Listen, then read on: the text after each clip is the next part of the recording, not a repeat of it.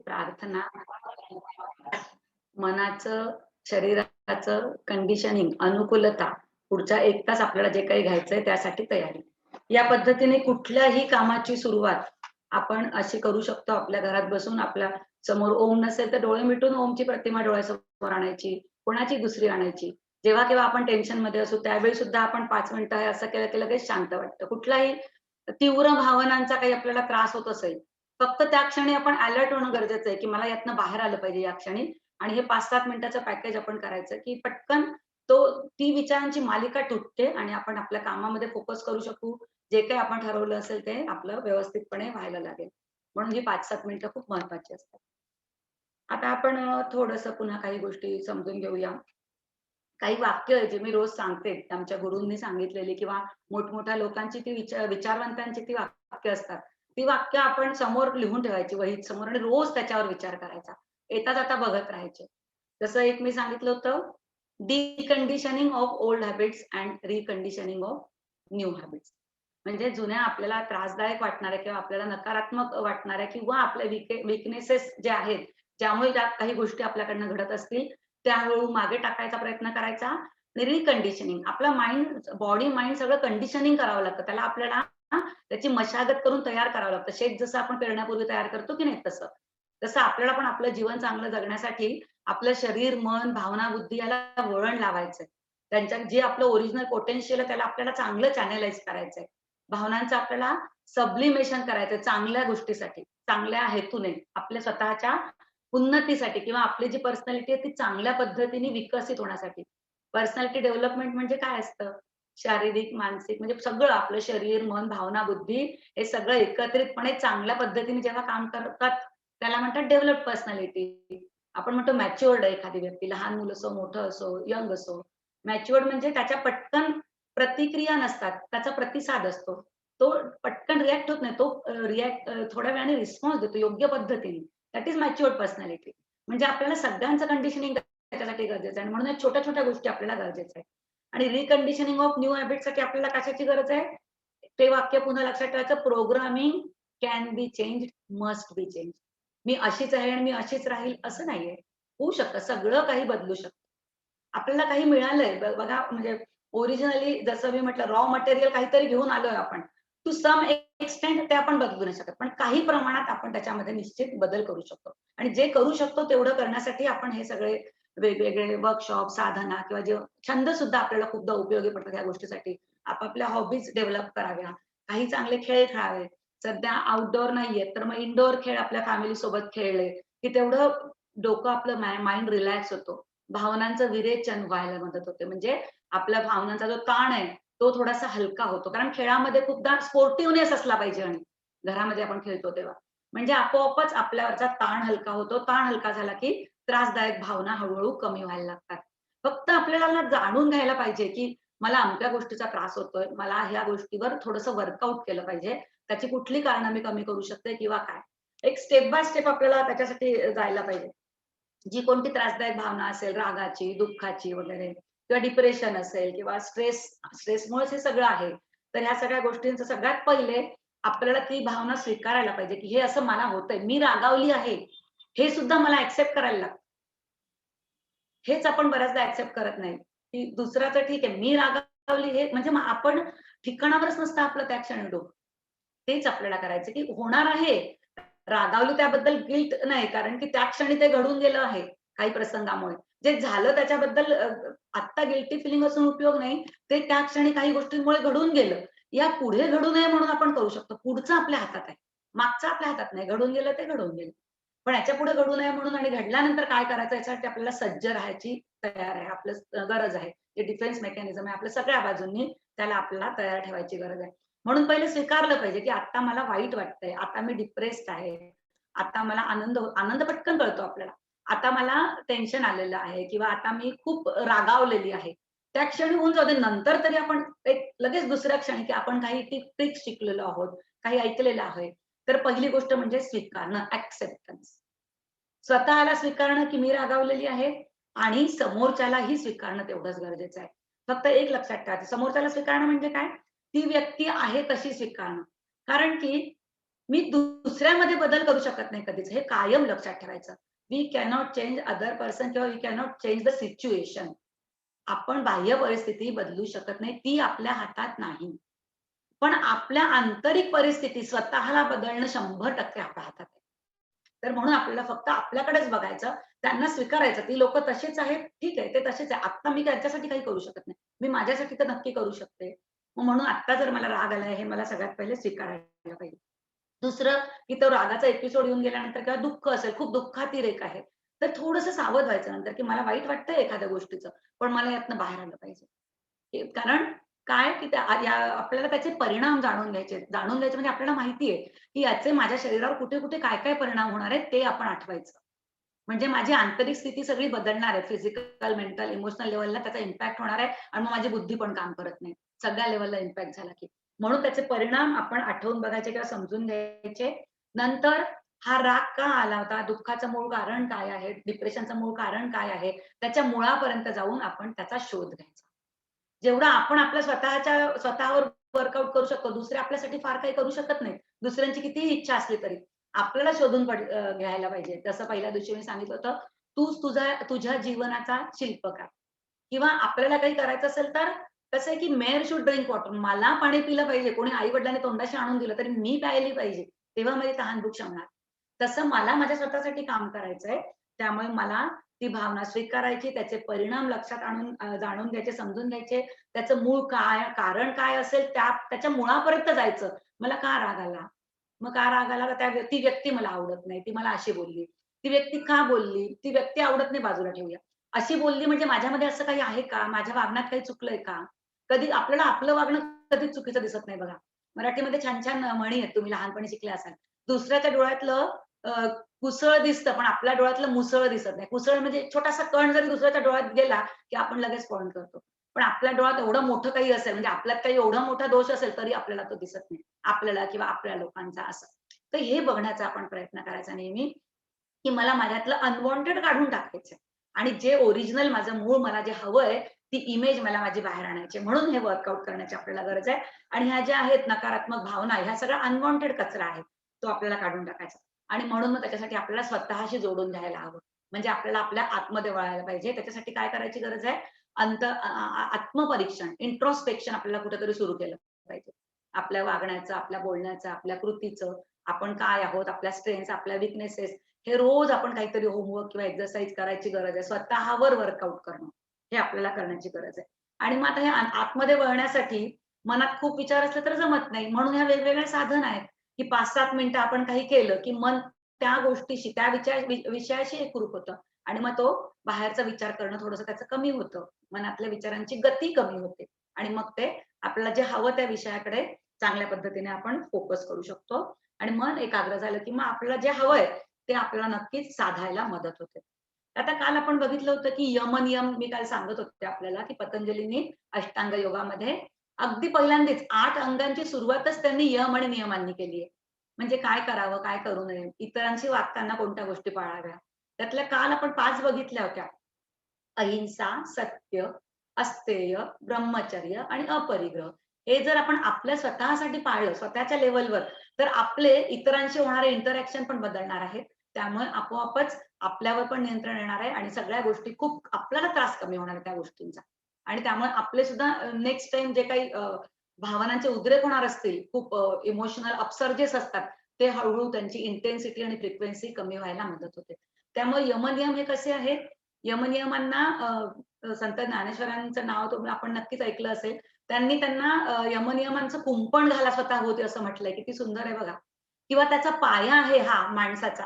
हा पायावर जर आपण माणूस जर आपण म्हणजे आपलं व्यक्तिमत्व उभारलं, तर ते निश्चितपणे स्ट्राँग. जेवढा पाया स्ट्राँग, तेवढा माणूस चांगला स्ट्राँग. सगळ्या गोष्टींना तोंड देण्यासाठी. किंवा कुंपण जर चांगलं असेल, फेन्सिंग, आपल्या देशाची बॉर्डर स्ट्राँग असेल, तर बाहेरचा कोणी आपल्यावर अटॅक करू शकणार नाही. तसं आपलं हे फेन्सिंग चांगलं असेल यमनियमांचं, तर आपल्यावर कोणी बाहेरचे जीवाणू, विषाणू म्हणजे कोणते फिजिकल लेव्हलचे सुद्धा, पण आपला मानसिक जे आहेत इतर बाहेरून येणारे विचार जे मला नको असतात, ते मला त्रास देतात. त्यांना आपल्याला तिथेच थोपवता येईल. आपल्या भोवती जर यमनियमांचं कुंपण चांगलं असेल तर. तर हे यम आपण 5 पाहिले आणि 5 नियम आता आपण बघूया. तर या यमांच्या बाबतीत पतंजलीने सांगितलं की त्याचं महाव्रतांसारखं पालन करा. म्हणजे काय? Great vows. म्हणजे काय? व्रत म्हटलं की तुमच्यापैकी बरेच जण भाविक असाल, तर पेपरला जाण्यापूर्वी पटकन गणपतीला नमस्कार करायचा. जाता-जाता धावत-धावत देवळात जायचं, पटकन फुल चढवायचं वगैरे. ह्या सगळ्या श्रद्धा, आपली श्रद्धा, निष्ठा, भावना त्या गोष्टीशी जोडल्या आहेत. कारण मला माहिती आहे की माझ्यापेक्षा श्रेष्ठ या जगात काहीतरी शक्ती आहे आणि त्या शक्तीचं पाठबळ आपल्याला हवं असतं. त्यामुळे घरात सुद्धा आपण मोठ्या आई-वडिलांना नमस्कार करतो, आजी-आजोबा असतील घरात देवासमोर नमस्कार करतो. कारण काय? कारण याच्या पलीकडे मोठं आहे. म्हणजे आपला कुठेतरी इगो थोडासा खाली, की मीच श्रेष्ठ असं नाही, याच्या पलीकडे काहीतरी आहे. त्याच्याप्रती प्रति श्रद्धा किंवा निष्ठा असली, की मग आपलं मन शांत राहायला मदत होते. कुणावर तरी झोकून द्यायचं त्या दृष्टीने. तर त्या दृष्टीनेच हे जेव्हा आपण यमनियमांचं या निष्ठेने पालन केलं, की पतंजलींनी सांगितलेलं आहे आणि त्यांनी महाव्रतासारखं पालन करायला सांगितलंय. व्रत महाव्रत म्हणजे काय? आपल्या घरामध्ये आई, कोणी-कोणी चतुर्थी करत असतील, एकादशी करत असतील. कधी-कधी बघा आषाढी कार्तिकी या मोठ्या एकादशी येतात किंवा चतुर्थीमध्ये एखादी अंगारकी येते. मग आपण बरेच जण त्यातली नुसती अंगारकी तरी करतो किंवा आषाढी कार्तिकी सगळेजण करतो. मोठी एकादशी आहे. एक दिवस तरी आपण तेवढ्याच प्रकारचं जेवण खातो. म्हणजे हे काय एक व्रत पालन होतं. घरामध्ये सगळं फराळाचंच अन्न बनतं. आपल्याला आवडतो तो भाग वेगळा आहे. पण म्हणजे काय कुठेतरी नियमांनी बांधलं जाणं. तसं ह्या यमनियमांचं पालन केलं तर आपल्याला स्वतःला खूप प्रोटेक्शन मिळतं, असं पतंजली सांगतात. आणि तुम्ही सुद्धा आपण सुद्धा विचार करून बघितल्यावर आपल्या लक्षात येतं. थोडं-थोडं का होईना, कोणती गोष्ट बघा रात्रीतनं होत नसते. आपल्याला एकदा कळलं ना, की आपण हळू त्या दृष्टीने विचार करायला लागतो आणि विचारांमध्ये जेव्हा आपल्या ती गोष्ट फिट होते, की मला हे पटतंय, मग आपल्या कृतीमध्ये ते यायला लागतं. हे सगळी स्लो प्रोसेस आहे. पण आपल्याला पहिले ते स्वीकारायला लागतं, की हे चांगलं आहे आणि माझ्या उपयोगी आहे. तसे 5 नियम त्यांनी काय सांगितलेले आहेत? शौच म्हणजे काय? शुद्धी. सगळं आपलं क्लिन्झिंग म्हणजे शरीराची आणि मनाची. शरीराची सुद्धा बाहेरून जे आपण अंघोळीने किंवा इतर वेळेला हात धुणं सध्याच्या काळामध्ये खूप आवश्यक आहे बघा काही गोष्टी. तर ती शुद्धी आणि आतली शुद्धी म्हणजे काही शुद्धिक्रिया दिल्या आहेत योगाच्या योगामध्ये. तर त्या शुद्धिक्रिया केल्या की आपल्या अवयवांची आतून शुद्धी होते. काही आपल्या डायजेस्टिव्ह सिस्टमची किंवा रेस्पिरेटरी सिस्टमची. आपण कपालभाती करतो बघा. आपण अनवॉन्टेड गोष्टी काढून टाकतो, अशुद्धी काढून टाकतो. कार्बन डायऑक्साईड किंवा जे नको असलेले गॅसेस किंवा कफ वगैरे. तसं त्राटकाची प्रक्रिया सुद्धा शुद्धिक्रिया आहे. त्राटकामुळे नेत्रशुद्धी जशी होते, तशी मन सुद्धा एकाग्र झाल्यामुळे मनातले पण इतर विचार बाजूला गेल्यामुळे मनःशुद्धी सुद्धा होते. त्यामुळे या 2 शुद्धिक्रिया सांगितलेल्या आहेत. तशा अजूनही आहेत सगळ्या आपल्या आंतरिक शरीराच्या आंतरिक शुद्धीसाठी. तशा मनाच्या शुद्धीसाठी पण सगळ्या योगातल्या क्रिया आहेत. जसं याच्या पुढे प्राणायामामध्ये आपण मनाशी जोडलं जातो. जसं श्वासावर नियंत्रण आलं, की मनातल्या विचारांची गती कमी होते. प्रत्याहार धारणाची कधी तुम्ही ऐकलेलं असाल ध्यान वगैरे. त्यानंतर स्वाध्याय, सत्संग वगैरे असतो. ह्या सगळ्या गोष्टी मंत्र जप साधना आहेत. ह्या सगळ्या मनाच्या शुद्धीसाठी सगळ्या केलेल्या साधना आहेत. भक्ती मार्ग आहे. ही सुद्धा मनाची शुद्धी आहे. तर ही शुद्धी आवश्यक आहे आपल्याला. वेगवेगळ्या पद्धतीने आपण ती करू शकतो. म्हणजे आपल्या मनाला सुद्धा निगेटिव्ह जे व्हायरसेस किंवा बॅक्टेरियाज आहेत त्यांच्यापासून प्रोटेक्ट करायचं. म्हणून हे कुंपण घालायची गरज आहे. तसं संतोष, खूप दुसरं कंटेंटमेंट म्हणजे आत्ता आपल्याकडे जे जसं आहे त्याच्यामध्ये समाधानी राहणं. शरीर मी जाडच आहे, मी बारीकच आहे. जाड आहे तर आपण काही प्रयत्न करून बारीक होऊ शकतो. सपोज जर ती ओबेसिटी असेल तर. खूप बारीक असेल तर एखाद्याचं ते बेसिक स्ट्रक्चर असतं. पण ते समजून घेणं आणि त्याच्यावर वर्कआउट करणं हे बाह्य झालं. पण त्या व्यतिरिक्त मी स्वभाव माझा असाच आहे किंवा माझी आर्थिक स्थिती अशीच आहे, माझे आई-वडील असेच आहे, माझ्या आजूबाजूची परिस्थिती अशीच आहे. हे अशीच आहे हे दोष न देता आहे ते स्वीकारणं आणि आहे त्याच्यामध्ये समाधानी राहणं, की माझ्याकडे या गोष्टी आहेत. हे रिसोर्सेस माझ्याकडे आहेत. ह्या रिसोर्सेसची काळजी घेणं हे माझं काम आहे. जे आहे ते आणि त्याचा पूर्ण वापर करणं हे माझ्या क्षमतेत आहे आणि ते मी करू शकते. जे काही आहे माझ्या आई-वडिलांची जी परिस्थिती असेल, त्यात जो कोर्स मला करता येणं शक्य असेल, तो मी करीन. त्या पलीकडे काही मला कर्ज घेणं शक्य असेल, ते फेडण्याच्या लिमिट मधलं असेल तिथपर्यंत मी जाईल. मला कोणी मदत करू शकत असेल, ती पण मी घेऊ शकेल जर गरज असेल तर. म्हणजे आपल्या क्षमता ओळखायच्या आणि तिथे समाधानी राहायचं. मात्र असं नाही की प्रयत्न करायचा नाही. प्रयत्न जरूर करायचे. प्रयत्न तर केलेच पाहिजे.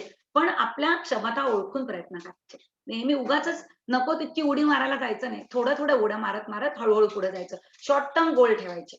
शॉर्ट टर्म गोल आणि हळू पूर्ण करत जायचे. एक लाँग टर्म पाहिजे, जे नेहमी आपल्या डोळ्यासमोर पाहिजे. पण आजच तिथे उडी मारू शकत नाही आपण. छोटे-छोटे आज मी 100 मीटर, नंतर 200, 300, 500 छोटं छोटं वजन उचलायचं 5 केजी 10 केजी असं करत करत आपली क्षमता वाढत असते. फिजिकल लेव्हलची हे फक्त मी सांगितले.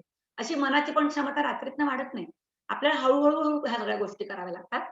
म्हणून जे आहे ते समाधानी राहायचं आणि ते वाढवायचा प्रयत्न करायचा आणि ते 100% वापरायचा प्रयत्न करायचा. तप. तप म्हणजे काय ऑस्टेरिटी एक त्याचा हे आहे, की म्हणजे भरपूर कष्ट घेणं, साधना करणं हे आपल्या 100% हातात आहे. साधना म्हणजे कोणत्याही लेव्हलची. अभ्यास सुद्धा साधना आहे. कोणतीही गोष्ट आपली चांगलं काम होण्यासाठी त्याच्यासाठी घेतलेले एफर्ट्स ही सुद्धा साधन आहे.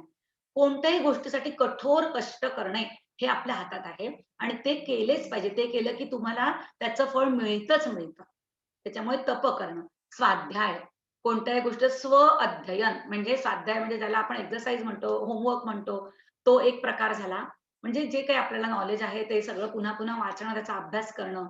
शास्त्रांमध्ये किंवा योगामध्ये किंवा आपल्या ग्रंथांमध्ये सांगितलं असतं स्वाध्याय म्हणजे आपले जे योग किंवा वेद, उपनिषद जे शास्त्र ग्रंथ आहे, स्क्रिप्चर्स त्याचा अभ्यास करणं, त्यात काय चांगलं आहे ते समजून घेणं किंवा अभ्यासाच्या स्टेजला असताना जे आपल्याला दिलेलं आहे त्या सगळ्याचा नीट अभ्यास करणं. दुसरा खूप छान अर्थ आहे बघा. स्वचं अध्ययन, स्वतःला समजून घेणं.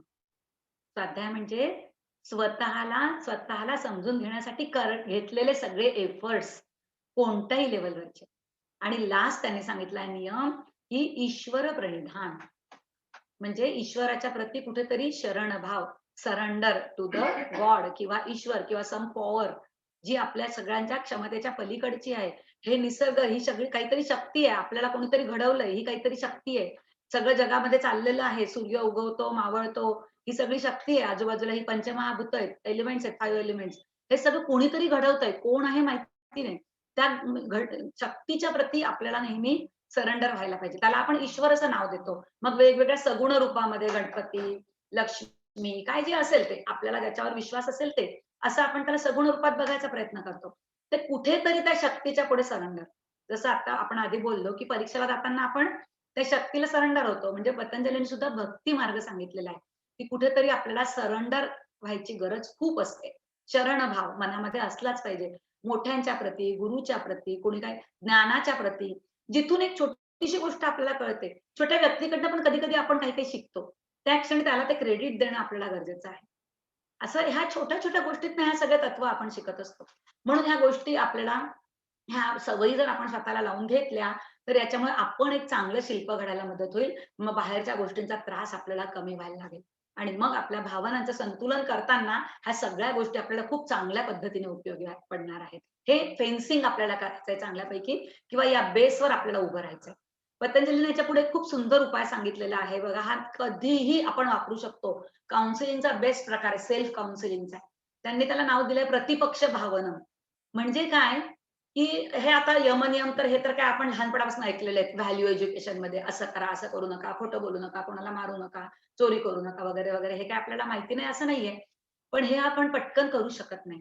ह्याचं पालन करण्याच्या बाबतीत जेव्हा आपल्या मनामध्ये चुकीचे विचार येतात, की किंवा आपल्याला आपलं मन तयार होत नाही, तेव्हा ते काय म्हणतात, प्रतिपक्ष भावना तुम्ही मनामध्ये त्याच्या प्रती हे करा.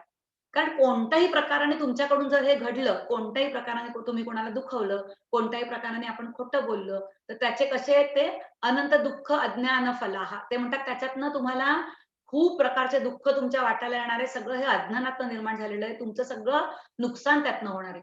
आणि म्हणून काय करायचं? प्रतिपक्ष भावना. ज्या भावनेमुळे हे आपल्याला सगळा त्रास होतोय, त्याच्या विरुद्ध भावना मनामध्ये डेव्हलप करायची. आता हे कसं करायचं? की एखाद्या व्यक्तीला मारायची इच्छा झाली, तर त्या क्षणी आपल्याला सावध झालं पाहिजे. मारायची म्हणजे टोकायची, टोचायची, टोचून बोलायची, की 2 पद्धतीने आपल्याला हे करता येईल. एक म्हणजे त्याला काय वाटेल? आपण त्याच्या जागी जाऊन विचार करून बघायचा.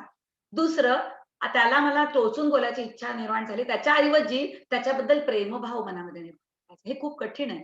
पण हे जर आपल्याला जमलं, तर आपल्याला आयुष्यात काहीही जमू शकतं. तर अशा पद्धतीने आपण प्रत्येक वेळी जर आपण ही भावना आपल्या मनामध्ये डेव्हलप केली, विरुद्ध भावना जी गोष्ट करायची मला इच्छा होत नाहीये, पण ती करायला पाहिजे. त्याच्या विरुद्ध आपण भावना निर्माण केली, की मग आपोआपच आपण त्या गोष्टीसाठी तयार होतो. इतरांना त्रास देणं आपलं कमी होतं. कारण यातनं शेवटी काय आहे, की दुःख आपल्याच वाट्याला येणार आहे. अज्ञान आपल्याच वाट्याला येणार आहे. तर त्याप्रती सजग होणं आणि विरुद्ध भावना किंवा त्या व्यक्तीला काय वाटेल हे एक आणि दुसरं म्हणजे मला रागाचा भावना निर्माण झाली, तर मी त्याच्याप्रती मैत्रीची किंवा प्रेमाची भावना निर्माण करणं. दुसरं एक छान एक आमच्या आपल्या योगसूत्रामध्ये सांगितलंय, चित्त प्रसादनम. नेहमी चित्त प्रसन्न ठेवायचं. चित्त प्रसन्न ठेवलं की सगळ्या गोष्टी आपल्याला जमतात. त्याच्यासाठी सुद्धा ते म्हणतात, की मैत्री, सुखाशी मैत्री करा. कोणी सुखात असेल तर त्याच्या बद्दल आपल्या मनामध्ये द्वेषभाव येता कामा नये. त्याच्या सुखाबद्दल आपण त्याच्याशी म्हणजे मैत्रीभाव आपल्या मनामध्ये निर्माण करायचा. कुणी दुःखी असेल तर त्याची नुसती सिम्पथी नाही दाखवायची, "अरे रे! वाईट झालं." असं नाही. एम्पॅथी, करुणेचा भाव, की मला जमलं तर मी त्याला मदत करू शकेल. त्याचं दुःख मी सहन करून म्हणजे मी अनुभव करण्याचा प्रयत्न करून बघायचा. करुणेचा भाव आणि त्यातनं मला जर काही त्याच्यासाठी मदत करता येईल, तर ती करून बघायची. ज्याला आपण म्हणतो, की आपण put your foot in other persons shoe तेव्हा तुम्हाला समजतं, की त्याचं दुःख काय आहे. एम्पॅथी त्याला म्हणतात. त्याला काय वाटतं हे समजून सहवेदना हा एक भाव आहे. त्याच्यानंतर पुण्य, अपुण्य म्हणजे पुण्यकारक काय असेल तर त्याच्यापासून आपण दूर जायचं आणि अपुण्य जे असेल त्याच्यापासून आपण दूर जायचं आणि पुण्यकारक असेल ते आपण स्वीकारायचं. अशा 4 गोष्टी त्यांनी सांगितल्या चित्त प्रसाधनासाठी पतंजलींनी. तर या छोट्या-छोट्या गोष्टी आपण स्वतःमध्ये नेहमी कसं आपल्याला ह्या सगळ्या गोष्टी अंगीकारता येईल, त्याचा आपण सतत विचार करत राहायचा. तर हे सगळं ऐकायला छान वाटतं तेवढ्या वेळापुरतं मलाही माहिती आहे. कारण हे मोठ्या अगदी म्हणजे काही मुलांसाठीच असं नाहीये, हे प्रत्येक व्यक्तीसाठी हे सगळे नियम आहेत. पण हे जर आपल्याला जेव्हा काही गोष्टी कळतात, तेव्हाच तर आपण त्याचा विचार करू शकू ना. त्यामुळे कुठेतरी कळण्याची प्रक्रिया सुद्धा सुरू होणं गरजेचं आहे. आणि म्हणून आपण हे रोज थोड्या-थोड्या, छोट्या-छोट्या गोष्टी समजून घेतो आहोत आणि याच्यासाठीच तर पतंजलींनी सगळ्या पतंजली म्हणजे पतंजली हे योगाचे त्यांनी अधिकृत प्रणेते आहे. म्हणजे योगा आधीपासून होता, पण त्यांनी जरा त्याला चांगल्या पद्धतीने सिस्टमॅटिकली पुन्हा समोर मांडलेलं आहे. अष्टांग योगामध्ये योग आधीपासूनच आहे. योगाच्या सगळ्या गोष्टी ह्या मुळातच आहेतच. तर पतंजलीने जर सांगितलं तर याच्यामध्ये त्यांनी खूप लॉजिकली आणि सिस्टमॅटिकली आणि सायंटिफिकली सांगितलंय. त्यामुळे प्रत्येक गोष्ट विश्वास ठेवून, श्रद्धा ठेवून आपण विचार करत गेलो, की आपण जीवनामध्ये त्या अवलंबू शकतो. आता जसं आपण ह्या सगळ्या गोष्टी शिकतो त्याच्यामध्ये भावनिक आपण जे म्हणतो, काही गोष्टी आपण बघितल्यात, की IQ बद्दल आपण कधी ऐकलेलं असेल. आपण जसं 10वी पास होतो, आपल्याला कोणीतरी सांगतं शाळेतनं वगैरे, की तुमचं हे करून टाका एबिलिटी म्हणजे तुमचं IQ टेस्ट करायचा. तर IQ आपण नेहमी टेस्ट करतो. म्हणजे आपल्याला पुढे काय करिअरच्या दृष्टीने बघण्यासाठी. IQची लेव्हल आपल्याला कळते. मग आपण म्हणजे काउन्सिलरचा आपण सल्ला घेतो. मग ते तुम्हाला सांगतात, की म्हणजे ब्रेनच्या मॅपिंगवरनं ते किंवा तुमचं ओव्हरऑल सगळं प्रश्न उत्तर देण्याची आपली पद्धत, काही गेम्स वगैरे यातनं ते आपल्याला जज करत असतात. आणि ते काही आपल्याला सांगतात, की तुमच्यासाठी हे फील्ड चांगले आहेत. मग आपण त्याप्रमाणे निवडतो. कधी-कधी करत सुद्धा नाही आपण. आपल्याला स्वतःहून कळतं चांगल्या पद्धतीने. कधी-कधी आई-वडील आपल्याला मदत करतात. आणि ह्या IQच्या मदतीने किंवा त्याच्या जोरावर आपण कुठलीतरी फील्ड निवडतो आणि त्या दृष्टीने पुढे जात असतो. पण याच्याबरोबर दुसरा एक फॅक्टर खूप महत्वाचा आहे. EQ. IQ म्हणजे इंटेलिजन्स क्वोशन्ट. तसा इमोशनल क्वोशंट खूप महत्वाचा आहे. खरं म्हणजे IQपेक्षा सुद्धा ची व्हॅल्यू आपल्या जीवनामध्ये जास्त आहे. कारण आपल्याला ज्ञान जरी असेल, तरी लोकांना हँडल करणं हे खूप महत्वाचं आहे. आपण एकटं जगामध्ये पुढे जाऊ शकत नाही. माणूस हा समाजात राहणारा प्राणी आहे. त्याला सगळ्यांच्या सोबतीनेच पुढे जावं लागतं. आणि त्याच्यामुळे EQ हा फॅक्टर आपल्यामध्ये डेव्हलप करणं, ही खूप म्हणून ह्या EQची काळजी घेणं जास्त महत्वाचं आहे. आणि म्हणून हे आपण इमोशनल बॅलन्स किंवा इमोशनल मॅनेजमेंटचं हे सेशन मुद्दाम आपण इथे अरेंज केलेलं आहे. IQसाठी तर आपण सगळं नॉलेज सगळीकडनं घेतच असतो, शाळा, कॉलेजेस इकडे-तिकडे. पण हा EQ खूप महत्वाचा आहे. याच्याबद्दल आपण पुन्हा अजून जास्त बोलूया. आता आपण काही आपली साधना करूया. कारण हे जे काही ऐकतो, नुसतं डोक्यावर बंबार्डिंग होतंय. कुठेतरी आपल्या शरीराला थोडंसं ढिलं करायचं, मनाला त्यासाठी तयार करायचं, मनाला शांत करायचं, ह्या सगळ्या गोष्टी करणं खूप गरजेचं असतं.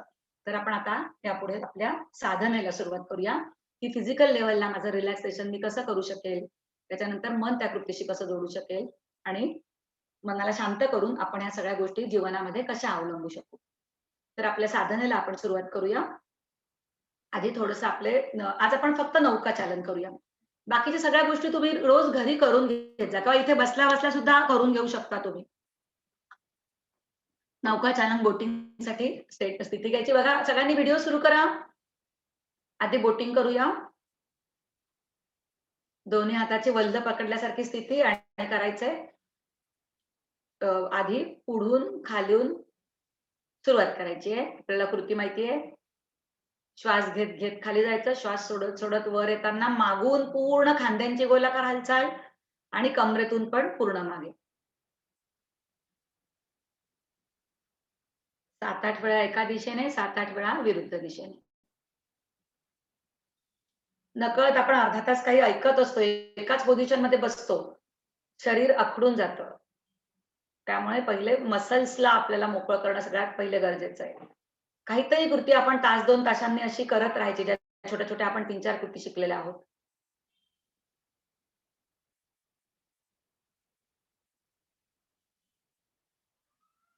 रिलॅक्स आणि नेक रोटेशन करून घेऊया, कारण ते खूप महत्वाचं आहे. पण दिवसभर आपण खूप आपल्या मानेचा वापर खूप असतो, तो खालीच असतो. नेक रोटेशन साठी सरळ बसायचं आणि सुरुवात करायची. सावकाश मान आधी खाली घ्यायची, उजवा कान उजव्या खांद्याकडे, 3 राऊंड डोळे मिटून श्वासाबरोबर, नंतर मध्यभाग घेऊन 3 राऊंड विरुद्ध दिशेत. पुन्हा एकदा सगळ्यांना विनंती करते, आपले व्हिडिओ सुरू करा. जर आपण हे करून बघितलं नाही तर आपल्याला त्याचा अनुभव कसा येईल, आणि तुम्ही करताय की नाही हे आम्हाला कसं कळेल?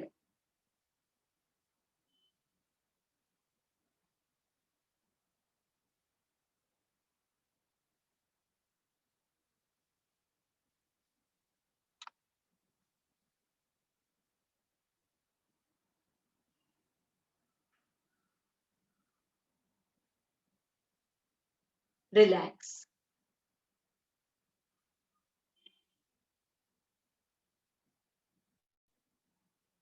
मानेमध्ये आलेला मोकळेपणा अनुभवायचा.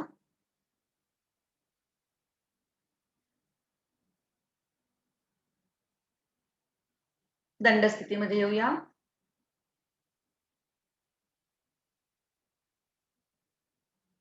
दंड स्थितीमध्ये आधी आपण हातांची जी क्रिया परवा बघितली होती, विरुद्ध दिशेने फिरवायचे, तर आधी आपण एकेका दिशेने 5-5 राऊंड करू. दोन्ही हात समोर घ्यायचे आणि आधी क्लॉकवाईज फिरवून घ्यायचे 5 वेळा, वरून खालून मागून 5 राऊंड्स.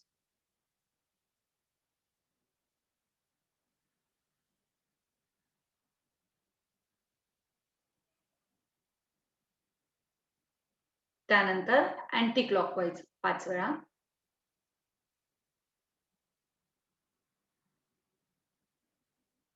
आता खालून मागून वरून.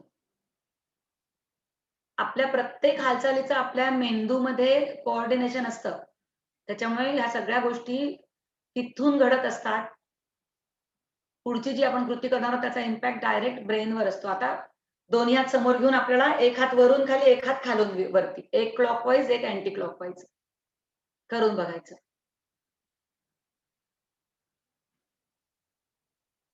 खूप छान.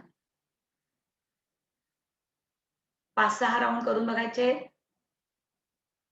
दिवसभरातही जरूर करा हे. खूप महत्वाची कृती आहे.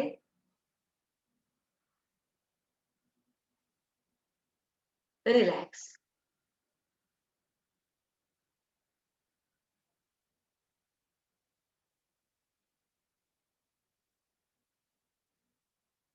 त्यानंतर काल आपण जे ताडासन आणि त्याच्यातले काही ब्रीदिंग प्रॅक्टिसेस बघितले ते करूया आपण.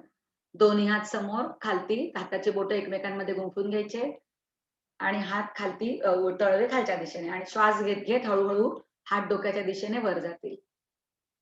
पायामध्ये अगदी थोडं अंतर ठेवा, जास्त अंतरची गरज नाहीये. वरती ताणून द्यायचे पूर्ण, थोडंसं थांबायचं, फुल वरच्या दिशेने पूर्ण ताण. सावकाश श्वास सोडत सोडत खाली.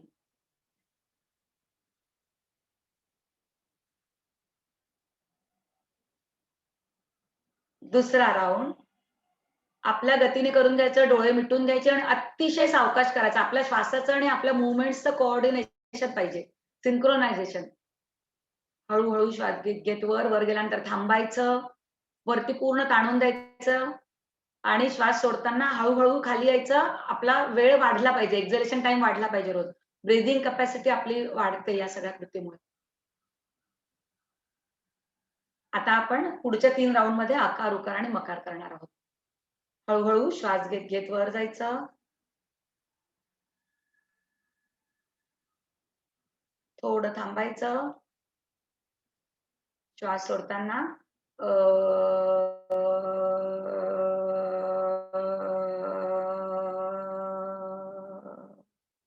तुम्ही स्वतः उच्चार करा आणि त्याच्या कंपनांचा अनुभव घ्यायचा. पुढचा उच्चार त्याच्यासाठी पुन्हा पुढचा श्वास भरून घ्यायचा. श्वास भरत परत वरती.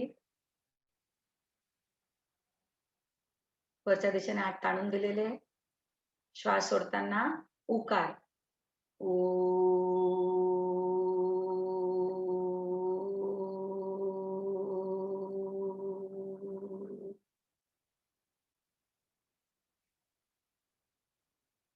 Feel the vibrations. पुन्हा श्वास भरून घेत वरती. वर ताणून द्यायचं आणि आता मकार.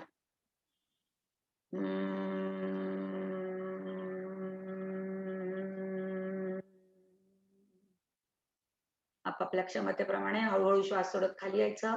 डोळे पूर्ण मिटलेले ठेवायचे. हात बाजूला ठेवून विश्रांती.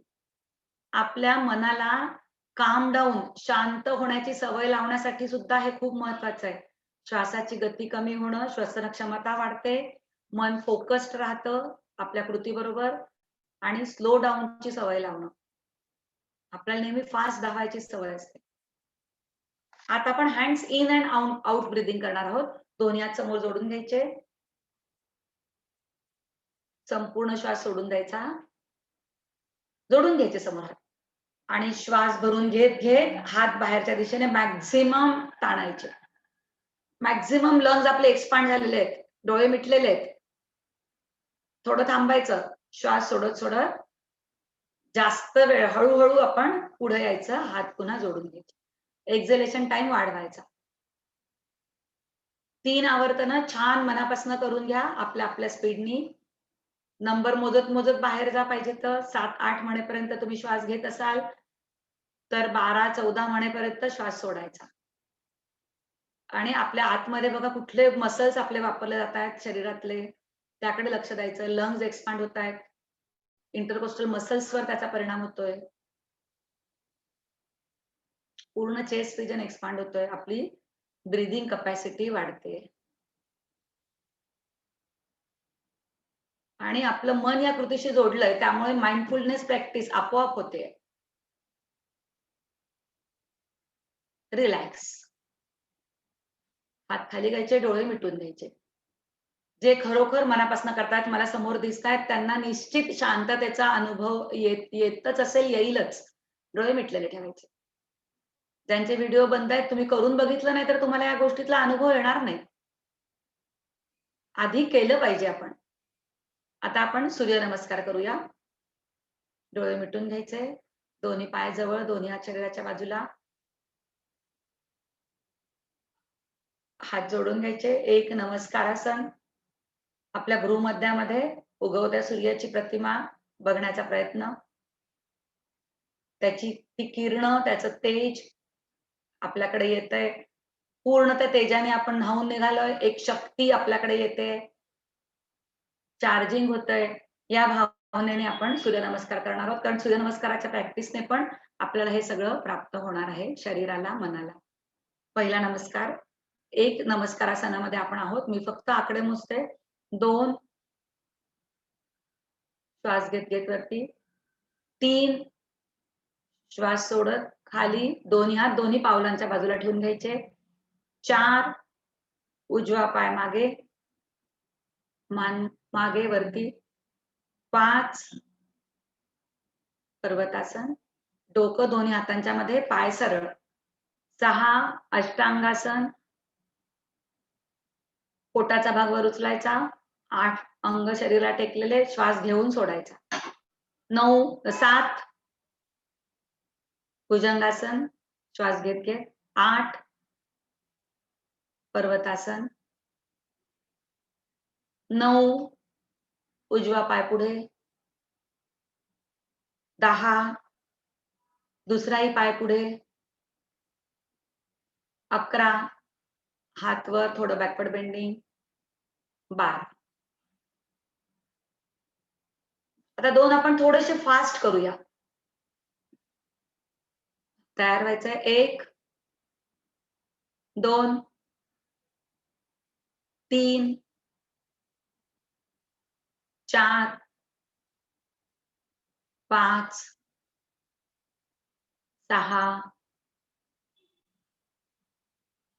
7, 8,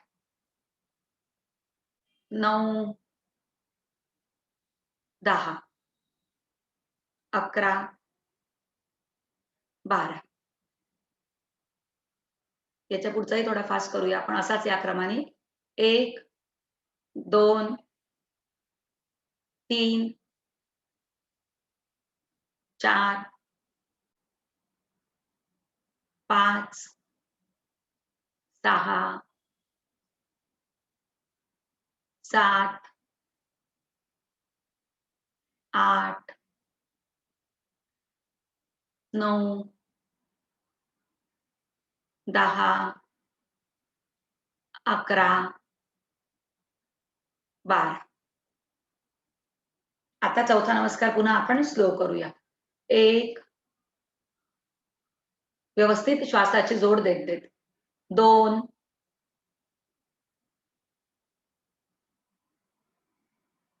3,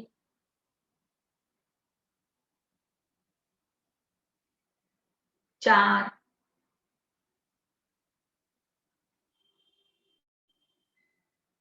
5,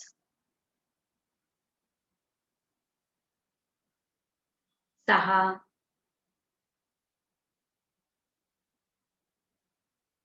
7, 8, 9, 10, 11, 12. आता आज आपण वेगळ्या पद्धतीने एक रिलॅक्सेशनचं टेक्निक शिकणार आहोत आणि विश्रांती घेणार आहोत. शयन स्थितीमध्ये जायचं म्हणजे पाठीवर पडायचं. इन्स्टंट रिलॅक्सेशन आपण करूया. 1 मिनिटात शरीरावरचा ताण कसा काढायचा. सगळ्यांनी पाठीवर पडायचं एका कुशीवर वळून. कसं पाठीवर पडायचं शयन स्थितीत आपल्याला माहिती आहे. एका कुशीवर वळून दोन्ही पाय जवळ, दोन्ही हात शरीराच्या जवळ घ्यायचे इथे. फक्त सूचना ऐकायच्या आणि तसं करायचं. पाठीवर पडायचंय. दोन्ही हात आणि दोन्ही पाय जवळ आहेत शरीराच्या. हाताच्या मुठी वाळून घ्यायच्या. हाताच्या मुठी घट्ट धरायच्या. आणि आता सगळ्या शरीरावर ताण निर्माण करायचा. पायाची बोटं घट्ट आवळलेली, पावलं, पोटऱ्या, गुडघे, थाय मसल्स, हिप जॉइंट, सगळा पोटाचा भाग, हात सगळे हात पूर्ण ताठ करायचे. पूर्ण ताठ, पूर्ण ताठ. चेहरा, डोळे घट्ट आवळून घ्यायचे. Titan, Titan, Titan. सगळं शरीर एकदम ताठ करायचं, एकदम कडक करायचं. खूप ताण निर्माण करायचा, खूप ताण निर्माण करायचा. खूप कडक करायचं. रिलॅक्स. एकदम शरीर ढिलं सोडून द्यायचं.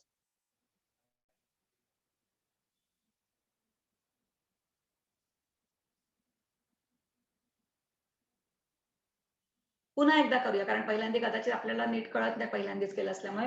पुन्हा एकदा हाताच्या मुठी वळून घ्यायच्या, पाय जवळ आहेत आणि शरीरामध्ये ताण निर्माण करायचा. अगदी पायांपासून, हाताच्या बोटांपासून सगळं शरीर एकदम कडक करून टाकायचं. चेहरा घट्ट आवळून घ्यायचा, डोळे घट्ट आवळून घ्यायचे.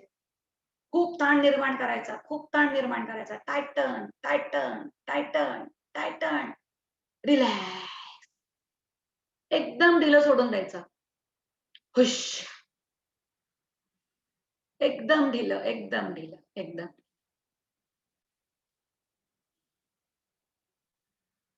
सगळ्या शरीरावरचा ताण निघून जातो. कधी-कधी आपण खूप थकलेलो असलो, की अशा पद्धतीनेही पटकन आपल्याला रिलॅक्सेशन करता येतं. एका कुशीवर वळायचं, उठून बसायचं.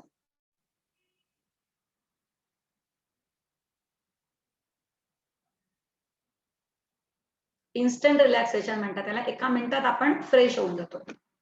आता आपण 2 वेगळ्या ब्रीथिंग प्रॅक्टिसेस बघणार आहोत. तुम्हाला सगळ्यांना आवडतील, सोप्या आहेत आणि खूप उपयोगी आहेत. सध्या ब्रिदिंग प्रॅक्टिसेस मुद्दाम घेता, याचं कारण म्हणजे आपल्याला सगळ्यांना कोरोनाला तोंड देण्यासाठी सुद्धा तयार राहायचंय. तर आपण बघणार आहोत रॅबिट ब्रिदिंग. रॅबिट म्हणजे सशासारखं श्वसन कसं असतं. ससा आपल्याला सगळ्यांना माहितीये. वज्रासनाची स्थितीमध्ये यायचं आधी. सशासारखी स्थिती घ्यायची शरीराची आणि सशाचं श्वसन खूप फास्ट चालतं आपल्याला सगळ्यांना माहितीये. तर पण आपण थोडंसं फक्त त्याच्या श्वसनासारखं श्वसन करून बघणार आहोत. कारण आपल्या फुफ्फुसांची एक विशिष्ट स्थिती असते आणि त्या स्थितीमध्ये ते आपल्याला फायद्याचं होतं, श्वसन क्षमता वाढण्यासाठी. आता दोन्ही हात आपल्या गुडघ्यांच्या बाजूला खाली जमिनीवर टेकून घ्यायचे कोपरापर्यंत.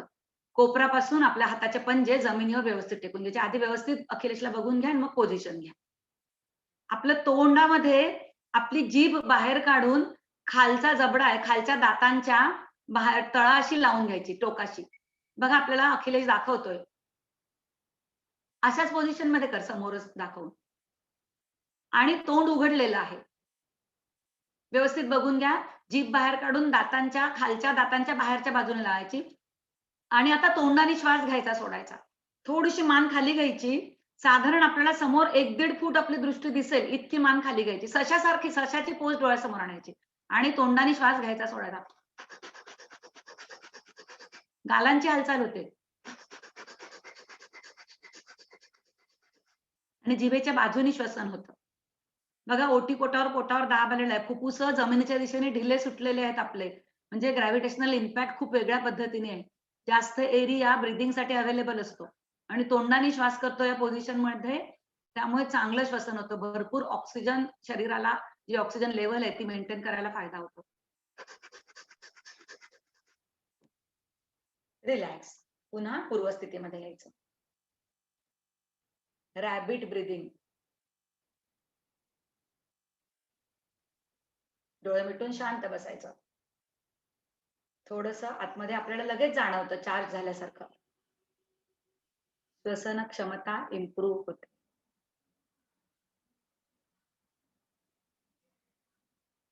दुसरा एक प्रकार आपण बघणार आहोत आता डॉग ब्रीदिंग. आता कुत्र्यासारखं श्वसन. बघा आपण इव्हॉल्युशन मध्ये या सगळ्या स्टेजेस मधनं माणूस गेलेला असतो. आसनं आपण या वर्गाला घेत नाही, पण नंतर तुम्ही जॉईन करा. आसनांना सगळी नावं दिली आहेत प्राण्यांची, पक्ष्यांची. ह्या सगळ्या स्टेजेस मधनं आपला बॅकबोन गेलेला असतो. म्हणून आसनांमध्ये आपण त्या बॅकबोनला सगळ्या याच्याने पुन्हा ट्यून करतो. तर तसं ब्रीदिंगचे सुद्धा वेगवेगळे पॅटर्न्स त्या विशिष्ट स्थितीमध्ये, त्या पोझिशनमध्ये आपल्या शरीरातल्या विशिष्ट भागांवर दाब ताण येतो. फुफ्फुसांची पोझिशन बदलते. फुफ्फुस जास्त हलके मोकळे होतात आणि आपलं ब्रीदिंग कॅपॅसिटी वाढायला मदत होते. तर कुत्र्यासारखी स्थिती घ्यायची. पुन्हा वज्रासनामध्ये हाताचे तळवे खाली जमिनीवर कसे ठेवलेले आहेत बघा, गुडघ्यांच्या बाजूला, बोटं बाहेरच्या दिशेने. कुत्रा 2 पायांवर जेव्हा उभा असतो, आपल्याकडे बघतो बघा, जीभ बाहेर काढायची. तो आशाळभूतपणे आपल्याकडे बघत असतो. आपण त्याला पोळी वगैरे दाखवतो आणि तो कसं श्वसन करतो? तोंडाने जीभ बाहेर काढून सगळ्यांनी करून बघायचंय. पोटाची हालचाल आहे. छान श्वसन होतंय. अगदी सहजपणे करायचंय. कुत्रा डोळ्यासमोर आणायचा.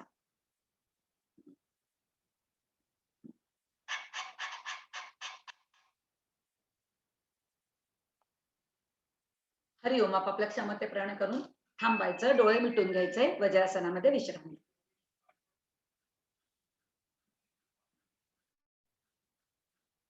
2 वेगळे प्रकार आपण केले. त्याचा इम्पॅक्ट अनुभवायचा प्रयत्न करायचा.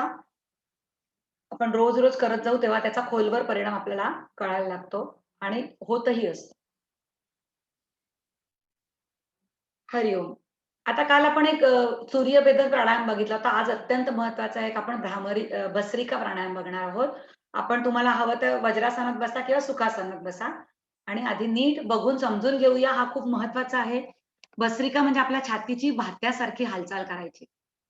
श्वास घेणं सोडणं या 2च कृती करायच्या असतात. पण हळू श्वास घ्यायची सोडायची कृती वाढवत न्यायची असते. एका क्षमतेपर्यंत आपल्याला ती स्थिती मिळाली की तो आपल्याला स्पीड मेंटेन करायचा असतो आणि नंतर हळूहळू कमी करत आणायची असते. हे आपण जाणीवपूर्वक करतो. एरवी आपण रागावतो, चिडतो, स्ट्रेसमध्ये असतो तेव्हा नकळत आपली सिम्पॅथेटिक अराउझल मुळे श्वासाची गती वाढते. आता आपण अवेअरनेसनी जाणीवपूर्वक करतोय, त्याच्यामुळे आपल्या श्वसन संस्थेचं कंडिशनिंग होणार आहे. तर कसं करायचं बघा. आधी हाताची ज्ञानमुद्रा दाखवून दे. अंगठा आणि तर्जनी एकमेकांना स्पर्श करतात आणि त्यानंतर भस्त्रिका कशी करायची आपण बघूया. श्वास घेणं आणि सोडणं. पहिले एक भरपूर श्वास भरून घ्यायचा आणि तो संपूर्ण सोडून द्यायचा. आता हळूहळू श्वास घेणं सोडणं ही कृती सुरू करायची. घेणं सोडणं, घेणं सोडणं. अखिलेशच्या छातीकडे बघा फक्त. छातीची हालचाल कशी आहे. आणि आता श्वासाची गती हळूहळू वाढते. पूरक रेचक, पूरक रेचक, पूरक रेचक, पूरक रेचक, पूरक रेचक, पूरक रेचक. हळूहळू स्पीड वाढत चाललाय. पोटाची थोडीशी हालचाल आहे जी आपोआप होते ती. आपण वरच्यावर छातीने श्वास घेणं सोडणं करत असतो. आणि एका लेव्हलला आपण ती स्पीड आपली ठेवायची, मेंटेन करायची आणि नंतर हळूहळू आपली ती गती त्याच क्रमाने कमी करत करत जायचं. एकदम थांबायचं नसतं. हळूहळू गती कमी करत आणायची आणि नंतर पूर्ण आपण नॉर्मलला आल्यानंतर एक दीर्घ श्वसनाचं आवर्तन करायचं. भरपूर श्वास भरून घ्यायचा आणि तो संपूर्ण सोडून द्यायचा. तर इथे काय होतं बघा, आपल्याला जे हे करायला सांगितलंय ज्ञानमुद्रा, म्हणजे आपण काही कृतीशी जोडलं जातो. आपण करून बघू तेव्हा आपल्याला त्याचा अनुभव येईल, की ज्ञानमुद्रेमध्ये आपला अंगठा आणि तर्जनी जेव्हा एकमेकांना जोडले जातात, तेव्हा अंगठा आणि तर्जनी ह्याचे हे सिम्बॉलिक म्हटलं जातं. अंगठा म्हणजे परतत्व, म्हणजे युनिव्हर्सल कॉन्शियसनेस आणि तर्जनी म्हणजे आपल्यामध्ये असलेलं आत्मतत्व, इंडिव्हिज्युअल कॉन्शियसनेस. हे दोघं इथे जोडले जातात. एक आपल्याकडे एक कन्सेप्ट आहे आपल्या शास्त्रांमध्ये, जीवाशिवाचं मिलन. हा खूप वरच्या लेव्हलचा स्पिरिच्युअल कन्सेप्ट आहे. पण आपल्या शरीरापुरतं बघायला गेलं तर नुसते 2 बोटं जर जोडले तर आपल्याला लक्षात येतं, की थोडंसं प्रेशर दिलं. आता या क्षणी मी बोलताना सुद्धा आपण करून बघा सगळे, की जेव्हा आपण अंगठा आणि तर्जनी एकमेकांना जोडतो, तर थोडंसं तिथे प्रेशर द्यायचं. डोळे मिटून घ्यायचे. फक्त ऐका मी काय बोलते ते. किंचित प्रेशर द्यायचं. किंचित प्रेशर दिल्यानंतर तिथे आपल्याला नाडीचा ठोका जाणवायला लागतो. पल्सेशन जाणवायला लागतं. तिथे सतत आपल्या शरीरामध्ये जी नाडी पल्स आपली सतत व्हायब्रेट होत असते, ती आपल्याला तिथे जाणवायला लागते. आणि याच्याही पलीकडे ह्याच्या मागे काय कार्यरत असतं, तर प्राणस्पंद, व्हायटल फोर्स. त्याच्यामुळे हा नाडीचा ठोका चालतोय, त्याच्यामुळे माझ्या हृदयाचा ठोका चालतोय, ज्यामुळे मी जिवंत आहे. Vital energy. आणि ही व्हायटल एनर्जी आपल्या शरीरामध्ये पूर्ण शरीरभर फिरत असते. तर तिच्या प्रती सजगता म्हणून ज्ञानमुद्रा आपल्याला करायची असते.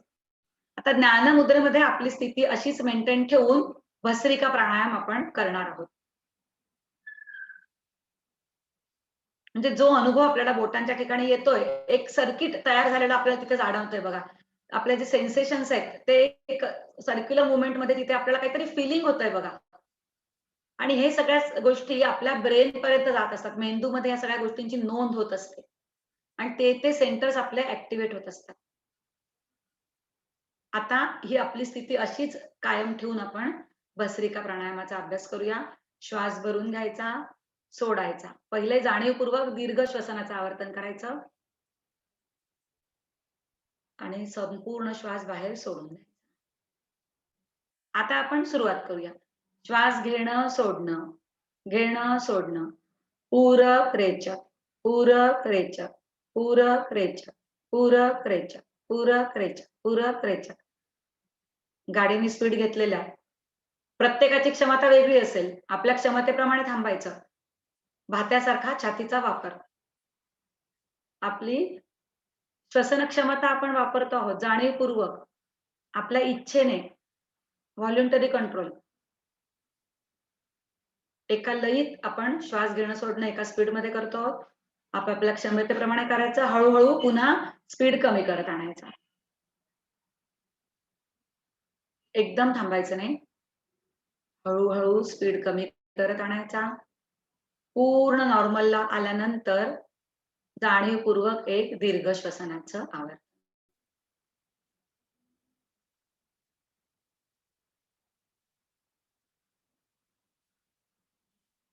पुन्हा आपल्या हातातल्या अंगठा आणि तर्जनी इथे स्पर्श करताय, तिकडे लक्ष द्यायचं.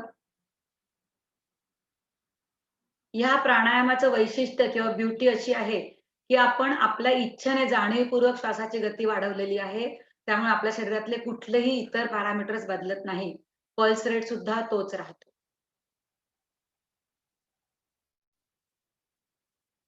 आणि आपले जे गुरुजी अण्णा नेहमी म्हणायचे, उत्साहाची बॅटरी चार्ज करण्यासाठी भस्त्रिका प्राणायाम करायचा. जेव्हा खूप थकलेलो, कंटाळलेलो आहोत, तर जरूर आपण भस्त्रिका प्राणायाम केला की लगेच चार्ज होतो.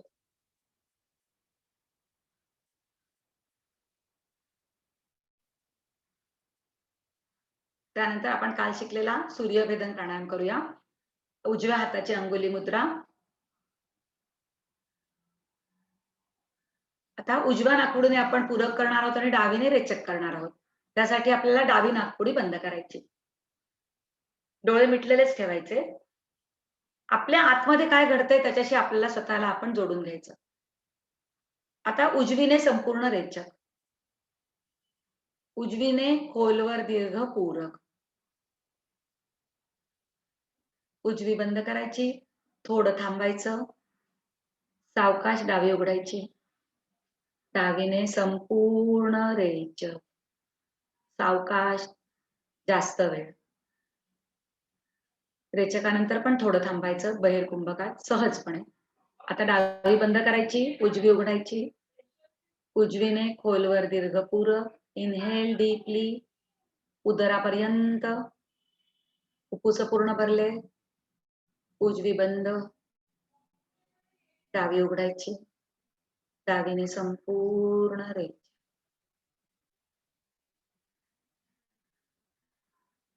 थोडं थांबून डावी बंद, उजवी उघडायची. तिसरं आवर्तन. खोलवर दीर्घ पूरक. केवळ हवेनेच नव्हे तर प्राणशक्ती माझ्या आतमध्ये आपण घेत आहोत याची जाणीव. सावकाश उजवी बंद करायची. हळूच डावी उघडायची. डावीने संपूर्ण राहायची. डोळे मिटलेलेच ठेवायचे. हात पुन्हा खाली ध्यानामध्ये.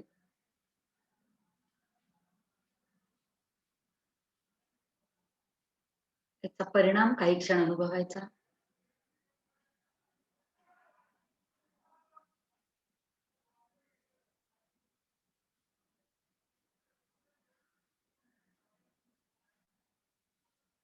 डोळे मिटलेलेच ठेवायचे. मी फक्त सांगते तेवढं आपण ऐकायचं. आता आपण भ्रामरी प्राणायाम करणार आहोत. त्याची मी माहिती आपल्याला सांगेल आणि कसं करायचं ते देखील सांगेल. आपल्याला करायचंय.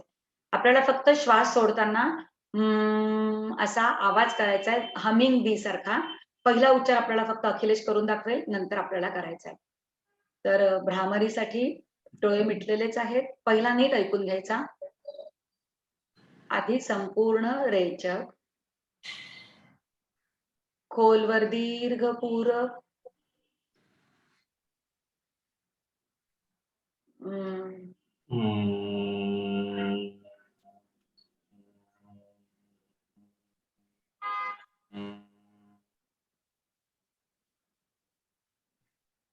हे ऑनलाईन असल्यामुळे आपल्याला त्याचा पूर्ण आवाज येत नाही, पण तुम्ही स्वतः जेव्हा कराल तेव्हा पूर्ण आवाज आपल्याला येईल. आपले ओठ ढिले ठेवायचे. आपल्या वरच्या ओठातून थोडंसं अपर जॉ, अपर पॅलेट, नंतर नाकाची आतली बाजू आणि आपला भ्रूमध्य, आयब्रो सेंटर इथे सगळे ते व्हायब्रेशन्स आपल्याला ओठापासून निर्माण झालेले आतमध्ये पूर्ण जाणवतात. त्याकडे लक्ष द्यायचं. आपण 5 आवर्तनं सलग करणार आहोत. पहिल्या आवर्तनाच्या वेळेला आपल्याला नाकाच्या भागातनं ती व्हायब्रेशन्स निर्माण झालेली जाणवतात. दुसऱ्या आवर्तनाच्या वेळेला आपण हात कानावर ठेवू म्हणजे संपूर्ण चेहऱ्यावर आपल्याला ती जाणवतात पुढच्या 2 आवर्तनामध्ये. त्याच्यानंतर पुढचे 2 आवर्तन आपण जे करणार आहोत त्यावेळी ती व्हायब्रेशन्स आपल्याला हळू-हळू संपूर्ण शरीरभर जाणवतात चौथ्या आवर्तनाच्या वेळेला आणि 5व्या आवर्तनाच्या वेळेला ती आपल्या अवतीभोवती सुद्धा आपल्याला जाणवतात. तर ह्या प्राणायामाला चिदानंदकारी असं म्हटलंय म्हणजे अतिशय आनंददायी असा हा प्राणायाम आहे. आपण बघतो की भुंगा, भ्रमर, बी जेव्हा फुलामध्ये ते नेक्टर सक करण्यासाठी बसलेली असते, त्याच्यातलं सगळं मध प्राशन करण्यासाठी. तर त्या भुंग्याला बाकीच्या जगाचं भान नसतं. तो आपल्या धुंदीमध्ये करत त्याचं काम करत असतो. अशा पद्धतीने मनाला गुंतवून ठेवणारा असा हा भ्रामरी प्राणायाम आहे. मन एकाग्र होतं आणि शांत होतं आणि आनंददायी, चिदानंद नकळत आपण त्या कंपनांमध्ये वाहवत जातो आणि मनाला अतिशय शांतता मिळते आणि मेंदूमध्ये त्या अल्फा वेव्हज क्रिएट होतात. आणि एकंदरच आपल्या सगळ्या पर्सनॅलिटीवर त्याचा चांगला परिणाम होतो. तर आपण करून बघूया. संपूर्ण श्वास सोडून द्यायचा. खोलवर दीर्घ पूरक. डोळे पूर्ण मिटलेले ठेवायचे. रेचकाच्या वेळेला गुंजन. ओठ हलके ठेवून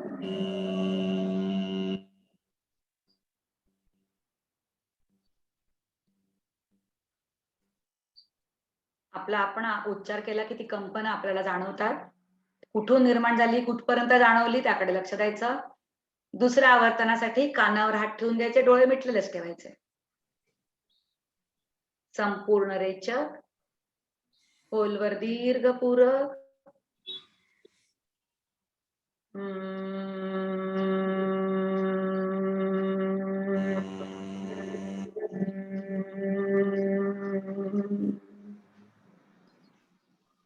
कान बंद केल्यामुळे आपल्याला पूर्ण चेहराभर ती कंपन जाणवतात. तिसरं आवर्तन, खोलवर दीर्घ पूरक.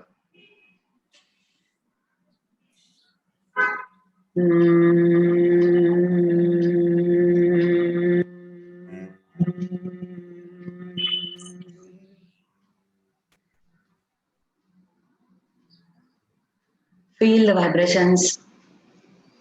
हात खाली ठेवायचे, डोळे मिटलेले.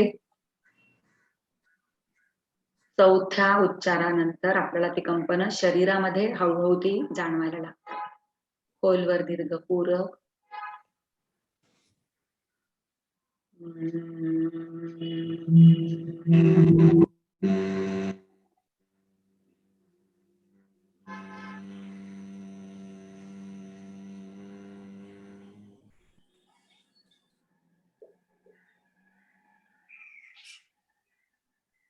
पाचव्या आवर्तनासाठी खोलवर दीर्घ पूरक.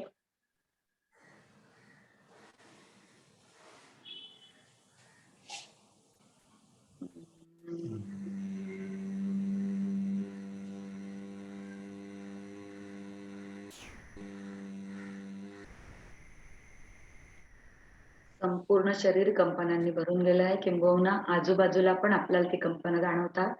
हळूहळू हवेत ती विरत चाललेली आपल्याला जाणवतात. त्या कंपनांचं एक संरक्षण कवच आपल्याला आपल्या अवतीभोवती जाणवतं. आपल्या शरीरात देखील ही सगळी व्हायब्रेशन सगळीकडे आत बाहेर जो सगळे फिजिकल फोर्सेस आहेत, इलेक्ट्रोमॅग्नेटिक वेव्हज आहेत, व्हायब्रेशन्स आहेत. माझं शरीरही त्यानेच बनलेलं आहे, बाहेरही तेच आहे. ही व्हायब्रेशन्स जेव्हा याची फ्रिक्वेन्सी जेव्हा जुळली जाते वातावरणातल्या व्हायब्रेशन्सशी, त्याचा परिणाम आपल्या शरीरावर, आपल्या मनावर खूप चांगला होत असतो. हे सिंक्रोनायझेशन, ही हार्मनी आपल्याला सगळ्यांना हवी आहे. कुठेतरी एक लय निर्माण होते.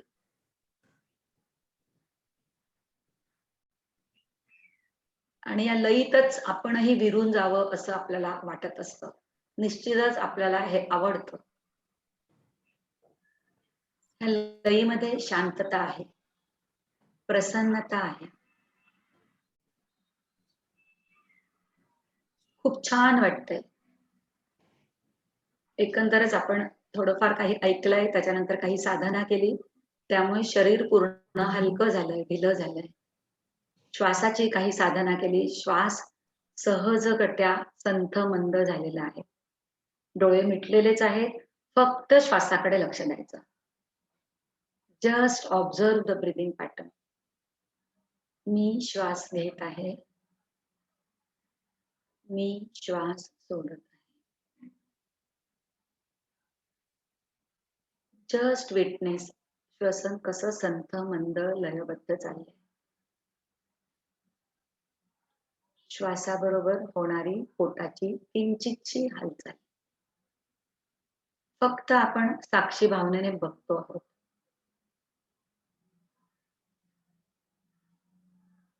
We are just witnessing, just observing.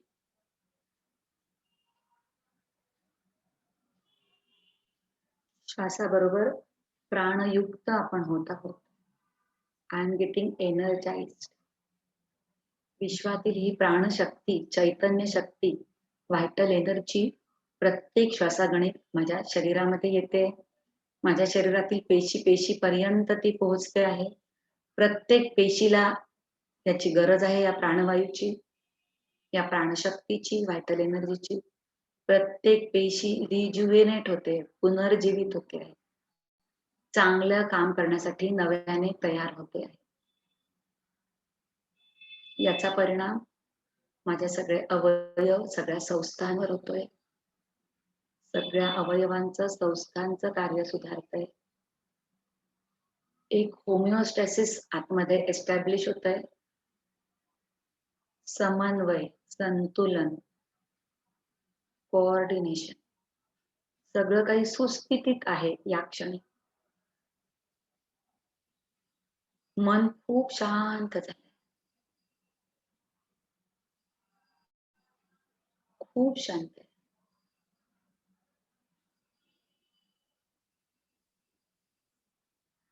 केवळ माझं हलकं झालेलं शरीर, संथ मंद लयबद्ध सुरू असलेलं श्वसन, या दोनच गोष्टींशी माझं मन जोडलं गेलेलं आहे. या क्षणी एक वेगळा अनुभव आपण घेऊया. आपल्याला त्रास देणारी, अतिशय त्रास देणारी एखादी घटना, एखादी व्यक्ती, एखादी गोष्ट, एखादं इंटरॅक्शन आठवून बघायचं.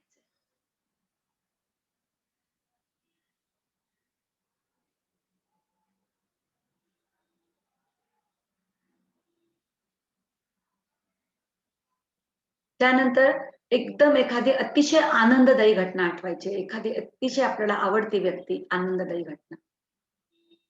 त्याच्याशी आपल्याला जोडून घ्यायचं नाही. फक्त आठवायचं आणि सोडून द्यायचं. Just witness. आपल्या जीवनातल्या टोकाच्या घटना, टोकाच्या भावना. एखादी अतिशय दुःखद भावना, कदाचित अतिशय जवळच्या व्यक्तीचं कधी काही निधन झालं असेल किंवा आपल्या मनासारखी एखादी गोष्ट घडली नसेल. खूप वाईट वाटलं त्या क्षणी. एखादी खूप आनंदाची घटना, उत्साहाची, आश्चर्याची घटना.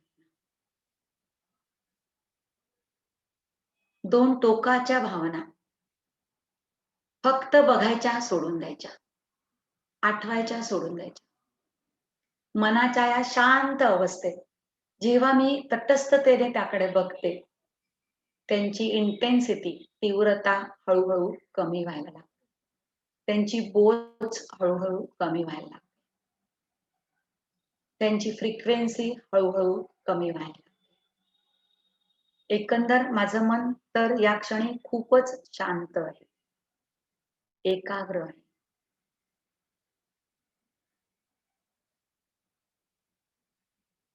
सात दिवसाचा 1 तासाचा रोज आपण हा साधनाक्रम इथे करतो आहोत. त्यामुळे मला खूप छान वाटतंय. या शांत स्थितीमध्ये आपला रिझोल्यूशन आपण पुन्हा एकदा करूया. माझं शारीरिक, मानसिक आणि भावनिक आरोग्य या क्षणी अतिशय उत्तम आहे. My physical, mental and emotional health is totally sound at this moment. मला प्रचंड आत्मविश्वास आणि इच्छाशक्ती प्राप्त होत आहे, ज्याच्या मदतीने मी कुठल्याही गोष्टीला तोंड देण्यासाठी समर्थ होत आहे. I am getting tremendous willpower and self-confidence at this moment, with the help of which I will be able to face any situation in life. माझ्या भावनांचं व्यवस्थापन करण्यासाठी मी निश्चितपणे सज्ज होत आहे. त्याकडे बघण्याचा माझा दृष्टिकोनच बदलत आहे.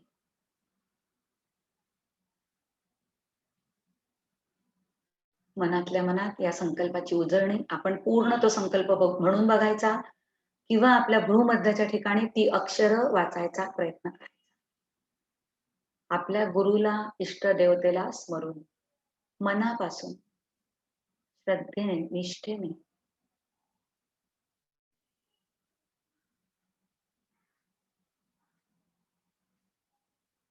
आपण त्या परमेश्वराला जेव्हा मनापासून काही मागणं करतो, निश्चितपणे त्यावेळची आपली ती भावना जी असते, त्यामुळे आपला संकल्प पूर्ण होतो.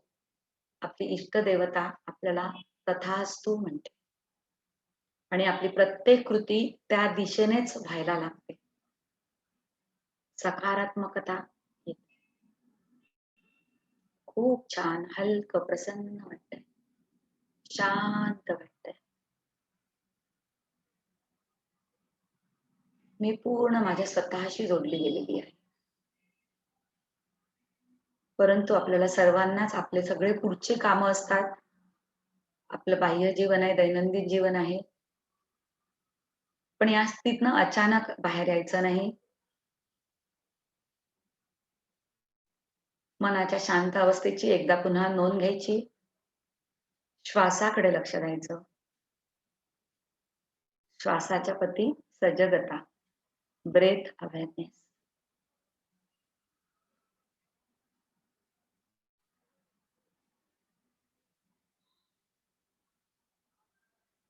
शांती पाठ म्हणून घेऊया. दोन्ही हाताची नमस्कार मुद्रा. एकत्रच म्हणूया.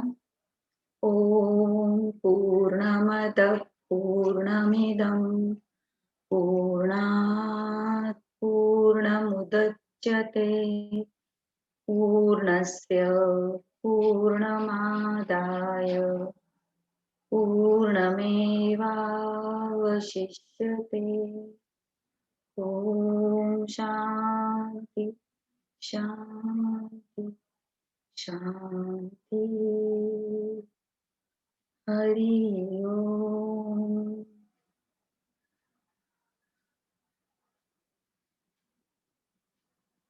एक प्रणवोच्चार. दोन्ही हात खाली घ्यायचे. संपूर्ण श्वास सोडून द्यायचा. खोलवर दीर्घ श्वास भरून घ्यायचा.